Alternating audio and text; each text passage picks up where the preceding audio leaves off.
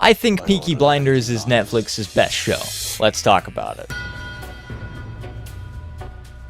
So, I saw this little stat recently that Netflix has produced over 3,000 original shows, with over 900 of them coming out in 2022 alone. I thought I knew quite a few Netflix original shows. I don't know anywhere near. I don't know 50. I don't know 20. I don't think that have stuck in my head for any period of time. Of the ones that I have watched, though, none of them have really tickled my senses quite like Peaky Blinders has been able to. So if you haven't seen the show, hopefully I can make you want to, and if you have seen it, maybe we can find some common ground.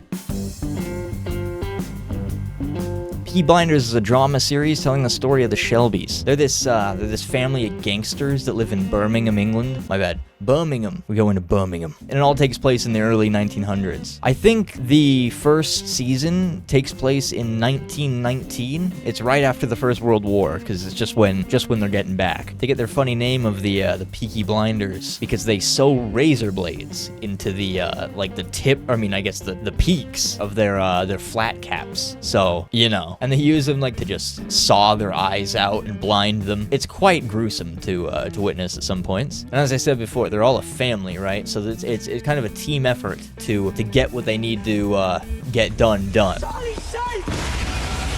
And they're all brought together by one man, who I think is one of the coolest characters in all of television, or honestly in fiction at this point. And that's Thomas Shelby.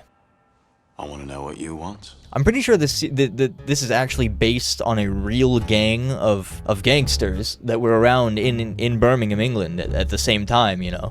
I just don't think it was actually based off of the Shelby family. I think that's all, made up for the show. But I think the whole thing with the caps and stuff is all real.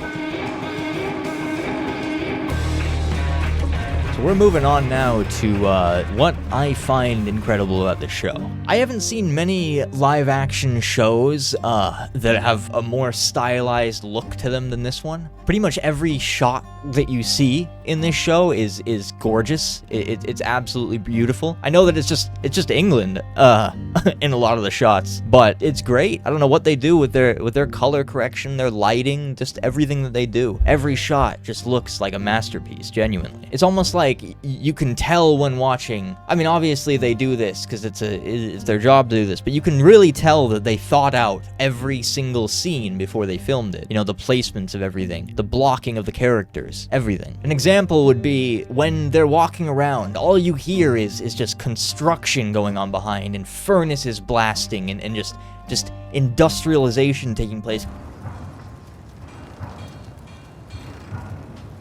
Toss the coin, Mr. Gold. Because that's what was going on at the time. And it's just all there. You hear it. And it makes you feel like you're in a different time. And it's like, these are things that you wouldn't really think about. But it's just another little way to just immerse the viewer into that universe and make you feel like you're really there in that time period. And I think they do it fantastic in this show. And then just above all of it, the soundtrack, the music, everything that they do on that end is quite perfect for most of the show. One thing I will say, I don't know if I'm just really picky or something, but something I noticed while I was rewatching some of the episodes was this strange editing mistake. You can literally see when they cut in between takes. It's the most obvious thing I've ever seen in my life.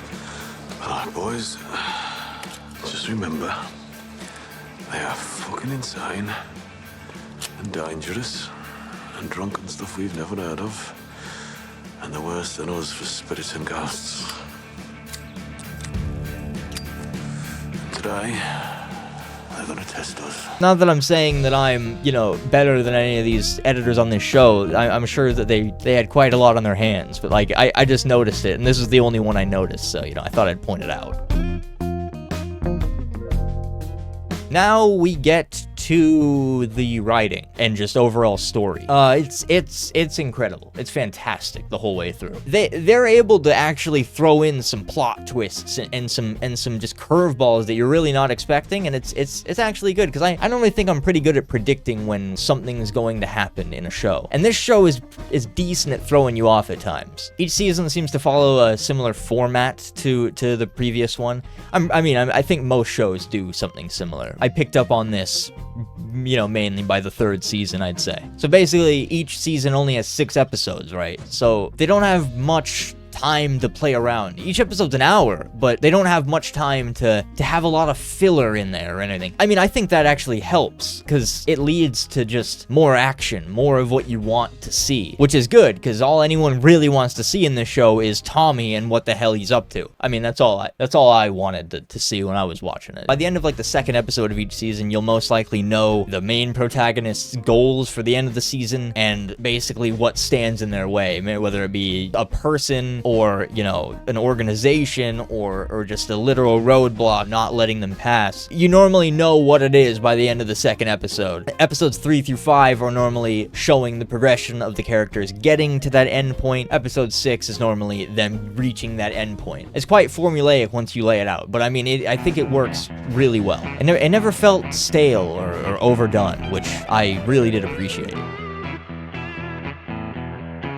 The story is great and all, right? It really is, but the show wouldn't be what it is if the characters weren't as captivating as they are. The main family consists of Aunt Polly, Arthur, John, Aida, however you say that. I don't actually remember. I think it's Aida. I don't actually remember. And I don't even have to say last but not least, Tommy. Tommy is the star of the show. And then later they added Michael and Finn, and then they all got married, and there was their wives and all. That was all later in the show. But those are the main people that we're focusing on here. Everyone was incredible as their roles in this show. But as I've mentioned 10 times probably since I've started recording, Cillian Murphy was absolutely stunning as Thomas. Every scene he's in, he's just this strong, imposing force to just be around, and it's fantastic. He's just always calm in the face of danger or the enemy or just anything. He is straight-faced, smoking his cigarette, and then he waits to lose his shit in peace when he's alone, He won't let people see him when he's weak. But he does lose his shit. He gets upset, he gets angry, he screams, he yells, he throws shit. He does the typical man things when he's angry. But the intelligence of this character is just... It's insane. Anytime that you think someone has the upper hand on Thomas Shelby, you end up very mistaken.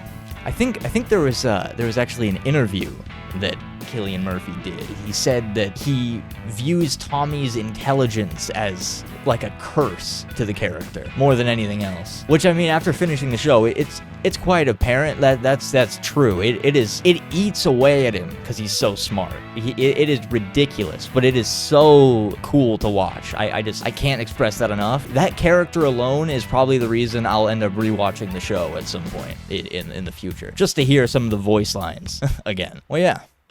That's pretty much it. To sum it all up, that's why I think Peaky Blinders is better than any other show on Netflix. Nothing else has done this for me. I'm not saying it is the best show available to watch on Netflix. I'm saying it's the best original show that Netflix has created. Hands down, bar none. Now, the best show that you can watch on Netflix is debatable, but it's Breaking Bad. But other than that, there's lots of good shows to watch on Netflix. But of the ones that they've created, of the 3,000 plus that they've created, this one of the best choices I've made.